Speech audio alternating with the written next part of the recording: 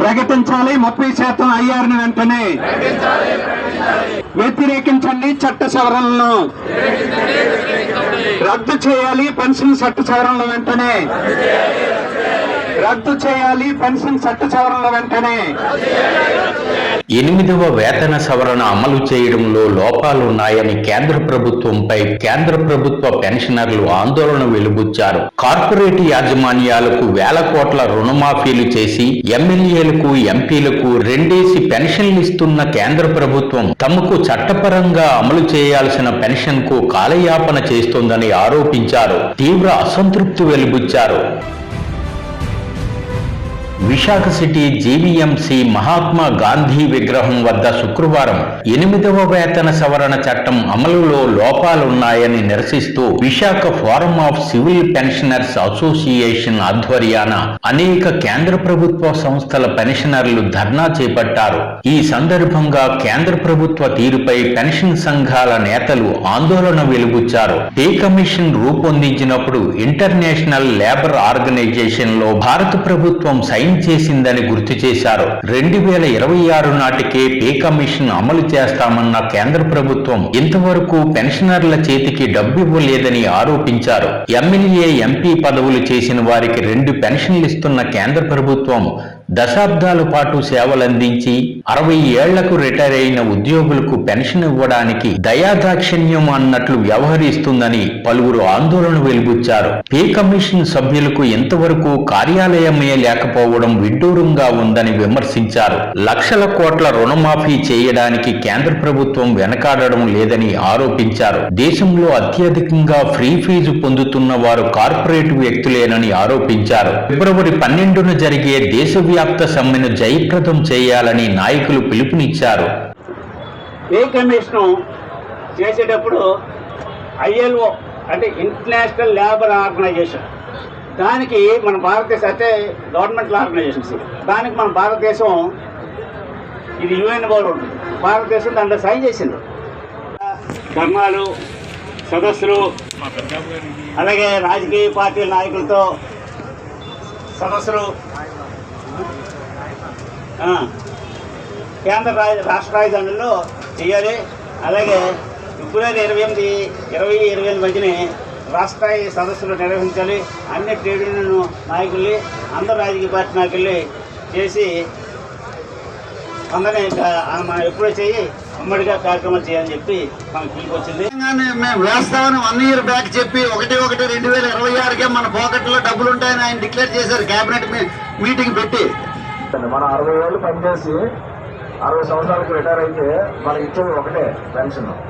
కానీ వాళ్ళు ఎమ్మెల్యేగా చేస్తే ఒక పెన్షన్, ఎంపీగా చేస్తే ఒక పెన్షన్, మినిస్టర్ అయితే ఇంకొక పెన్షన్. ఇవన్నిటితో పాటు ఎలవెన్స్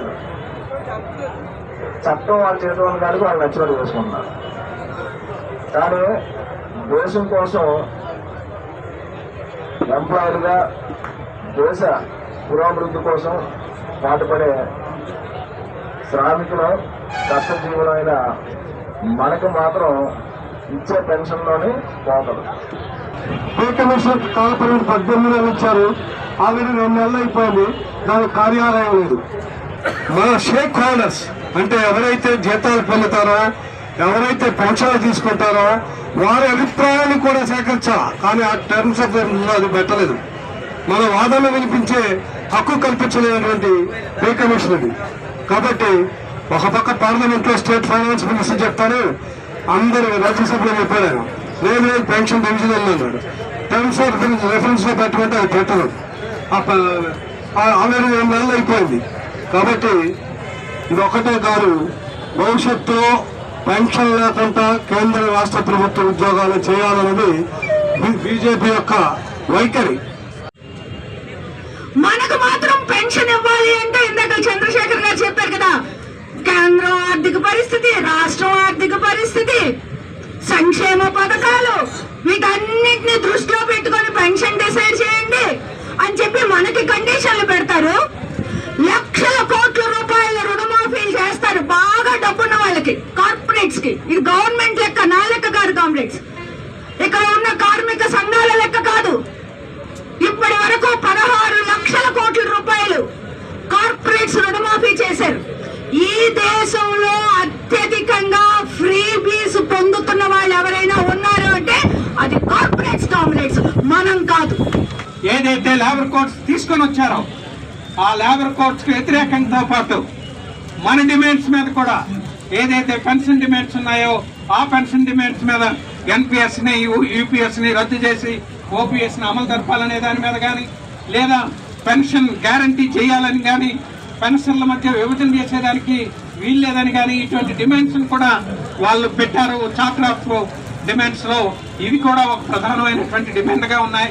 రేపు 12ని ఫిబ్రవరి 12ని దేశవ్యాప్తంగా అఖిల భారత స్థాయిలో మొత్తం కార్మిక వర్గం ఆ రోజు ఒకరోజు సమ్మె చేస్తున్నారు. ఆ సమ్మెలో మనం కూడా మమేకమై మన గళాన్ని గట్టిగా ఢిల్లీ వీధుల్లో వినిపించేటట్టు చేయవలసినటువంటి ఆవశ్యకత ఉంది. పోరాడితేనే మాత్రమే గతంలో మనకి హక్కులు వచ్చాయి. ఇప్పటికే మనం ఒక వేతన సంఘ కాలాన్ని మనం కోల్పోయాం.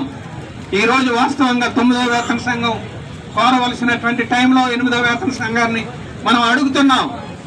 ఆ 8వ వేతన సంఘానికి ఎన్ని అడ్డంకులు పెడుతుందో అన్ని అడ్డంకులు ఆ టర్మ్స్ ఆఫ్ రిఫరెన్స్ లో ఉన్నాయి. అదే టర్మ్స్ ఆఫ్ రిఫరెన్స్ మార్చకుండా ముందుకెళ్లేటట్టయితే మనకు భారీ నష్టం జరిగేటటువంటి అవకాశం ఉంది. సిఫార్సులే చేయనప్పుడు, గతంలో మనకు సిఫార్సులు చేసినా అమలు తప్పించుకోలేకపోయాం అన్నింటినీ. అసలు సిఫార్సులే సక్రమంగా లేనప్పుడు, ఆక్రాయిడ్ ఫార్ములాని వాడు అనుసరించినప్పుడు జీతాలు లెక్కగట్టే దాంట్లో, ఎలవెన్స్లు లెక్కగట్టే దాంట్లో తీవ్రమైనటువంటి ఇబ్బందులు మనం ఎదుర్కోవలసి వస్తుంది. అందువల్ల ఏదైతే ఈ రోజు మన పెన్షన్ ఫోరం అఖిల భారత స్థాయిలో డిమాండ్స్ రూపొందించి ముందుకు తీసుకెళ్లాలని చెప్పి అనుకుందో ఆ పోరాటాల్లో మనం మమేకం కావాలి. మన అందరినీ ఐక్యం చేయాలి. అవసరమైతే ఈరోజు అనేక ప్రాంతాల్లో మన వాళ్ళు తిక్కుగా పెన్షనర్స్ ఉన్నారు.